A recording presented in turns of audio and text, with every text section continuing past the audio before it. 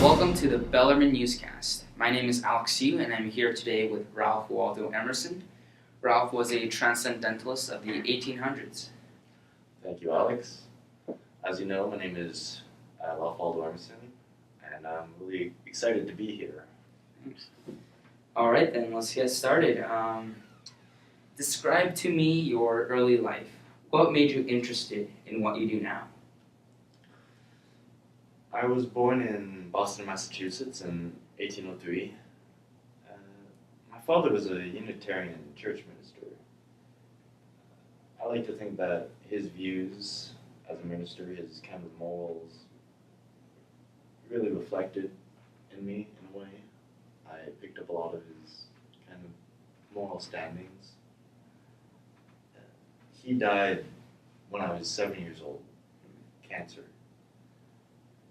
My mother was a stay-at-home mom. She took care of me and 4 other boys. I was the second of 5 sons. I went to school at Boston Latin School, and I was 9 years old at the time. I went there until I was about 14 years old, where I went to Harvard University with a class of 60 other kids. Oh, wow. Yeah. It was quite an experience. It was different from the norm today. There were a lot more kids that go to college today in this day and age. Back then, it was hard to find the time to go to college. A lot of kids had to help their parents run either shops or tending farms. Help make money. Yeah, helping make money. I was very lucky in that regard to go to college, to have that opportunity. For an education? For an education, yeah. I'm thankful for that. I didn't really stand out much as a student. I mean, I was a class poet. I wrote an original poem on Harvard class day. That was about a month before graduation. You know, it was I would say it was a different time back then, you know. The standard of education was lower, I would say. There weren't as much hands-on.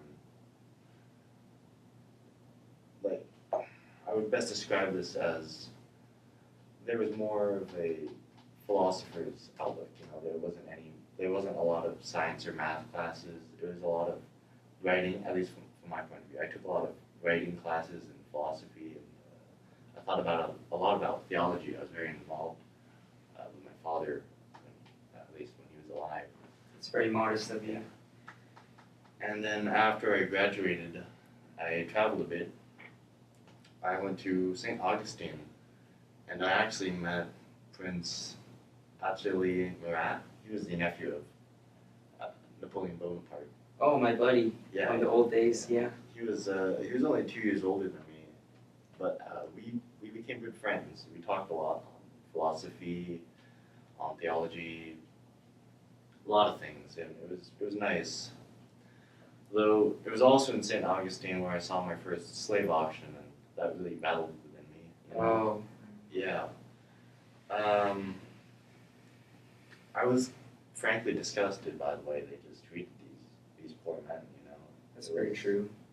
It was hard to see, yeah, and I think that really was one of the things that spoke out to me, you know. Yeah, that's pretty much my early life. Yeah. That's a pretty brutal life you had there. Yeah. And also a very interesting life. So what exactly is what you do? Like, what is your job? What is your occupation? Well, after college, I helped my brother William with his school. So I basically lived as a schoolmaster, right, co-schoolmaster, for a number of years. And then I started training to become a minister. So I went to the Harvard School of Divinity, and I was licensed as a minister soon after I graduated. And then it wasn't for a couple of years that I actually was sent to a church to help. So I was ordained to the Unitarian Church, and then I served with the Boston Second Church as a junior pastor. I was also the chaplain to the Massachusetts legislature, and I was actually a member of the Boston School Committee. So that was pretty interesting. It was a lot of work, basically, first of all.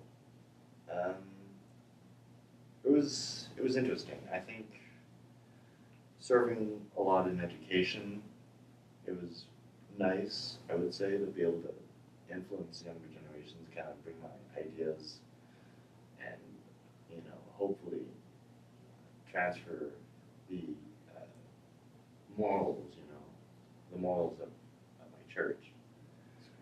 Yeah. I resigned from the clergy after a couple of years. And then after I took a tour of Europe I went there for quite a long time. Traveled a lot, and a lot of people. And it was after I got back that I started lecturing, it really interested me because, like before when I served with the school committees and as a schoolmaster, I had that experience, that kind of background experience with teaching. And after that, I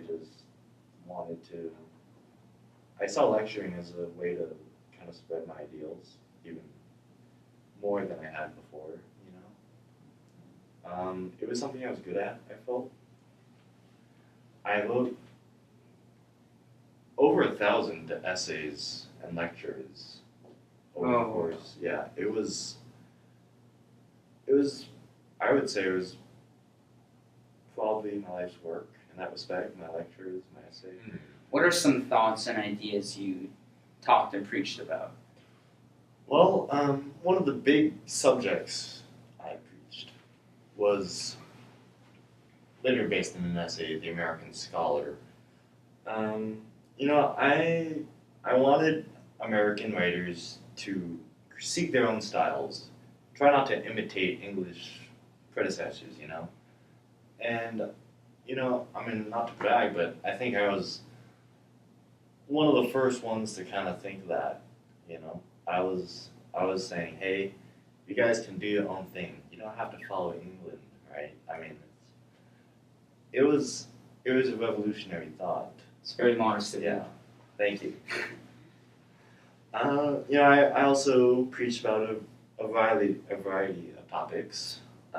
Self-reliance, friendship, experience, those are some big ones. I actually later wrote down my lectures and essays, right? And I published 2 whole volumes of them. Yeah, and you can check them out at Waldo Emerson, thebeastwriter.com. Be sure to check that out. You can check the Twitter link at the bottom in the comments. Subscribe below. Yeah. There were some great people in your life that dramatically affected your career and beliefs. Would you be willing to share your thoughts? Sure, I'd be happy to. Well, one of the largest groups of people I consulted regularly was the Transcendentalist Club.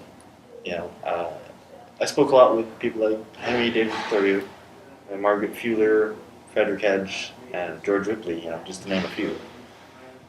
We basically talked about transcendentalism. We came up with our beliefs, we discussed them. It really helped me formulate some of my beliefs, my ideals. I like to believe that the ideas we came up with echoed in my lectures and writing. I think that really gave me that experience of thinking about, ideals.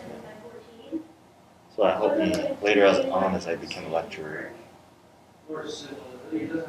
Yeah. I know when I traveled to Europe, I met some brilliant people like Thomas Carlyle.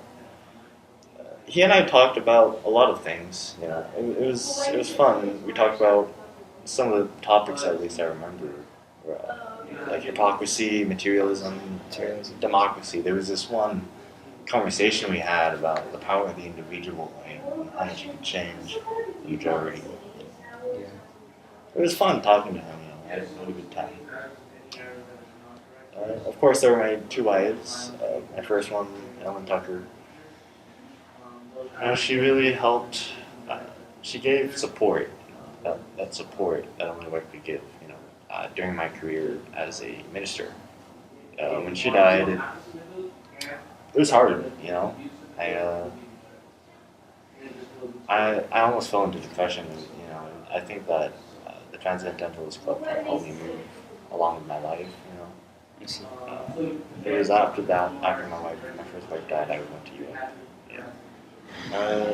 When I came back, I also met Lydia Jackson, who I later remarried with, and we have several children. And I think I'm happy with my family right now, as it is. Congratulations. Yeah. Tell me about your works as a writer. What made your work so significant in our American literature of today? Well, I had two major works, I would say. Essays first series and Essays second series, which you can actually find them online down at the link below. They were actually based on my lectures. I gave a lot of lectures. Some would say I was one of the foremost lecturers in America at the time. I came up with some of the core transcendentalist beliefs in my works. One of my beliefs, for example, just to say one, would be that God does not have to reveal the truth to us directly. We should be able to intuitively experience God's truth through nature. It's very deep. Because, He made this world to give us our minds, our greatest tool. And I like to think that we can use that to kind of grasp what God wants us to do. Another favorite of my works was The American Scholar, where I told American writers that they should come out of their shell, come out of England's shadow. They should make their own styles of literature and writing and pieces of work and be themselves, Because this is America, this is our country. We should be free of that, free to do our own thing.